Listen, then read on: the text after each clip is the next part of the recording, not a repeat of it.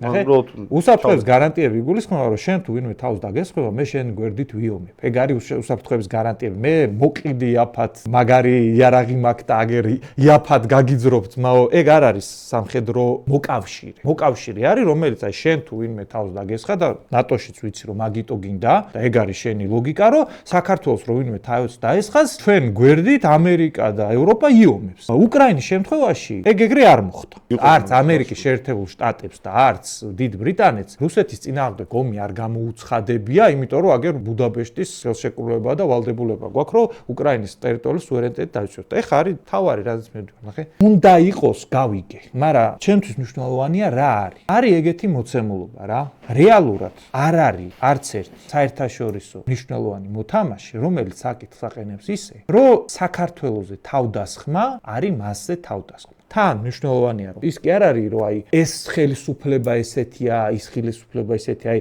ამ ხელისუფლების დროსაც, წინა ხელისუფლების დროსაც, იმის წინა ხელისუფლების დროსაც, აი ეგ ხაზი, რომ კი რაღაცა კაი ხალხი ხარ თქვენ ევროინტეგრაცია, მაგრამ აი თქვენზე შეტევა, ჩვენზე შეტევა და თქვენ გვერდით ვიბრძოლებთ. იმის მიუხედავად, რომ ჩვენ მაგათ ომებში ვიბრძოლეთ, ჩვენ მისიებში ვაგზავნეთ ხალხი, ანუ ნატოს არაწევრი ყველაზე დიდი კონტინგენტი ყავდა ჩვენ პატარა საქართველოს, ხო? არა, ისინი ეგრე არ უდგებიან, რომ თქვენი ომი, ჩვენი ომია. ამიტომ შეიძლება შენ გინდა რომ ეგრე იყოს, მაგრამ ობიექტური რეალობა გვაჩვენებს იმას, რომ არავინ საქართველოს გამო რუსეთთან ომს არ აპირებს. საქართველოს გამო კი არა, უკრაინის გამო არავინ რუსეთთან ომს არ აპირებს. ეგ არის უბრალოდ ობიექტური მოცემულობა. მე იმიტომ ვისწრაფვი ზუსტად ევროპული ინტეგრაციისკენ, რომ ეგ რეალობა შეიცვალოს და მანამდე ოღონდ ჯერჯერობით ევროპული ინტეგრაციისკენ სწრაფვა იწევს არა ევროპაში ინტეგრაციას, არამედ ომს. მე რაც ჩამოთვალე საქართველოს და უკრაინის მაგალითები, პრაქტიკაში მაგან გამოიწვია საომარი კონფლიქტები, ისე რომ ევროპაში ვერ მოხდა.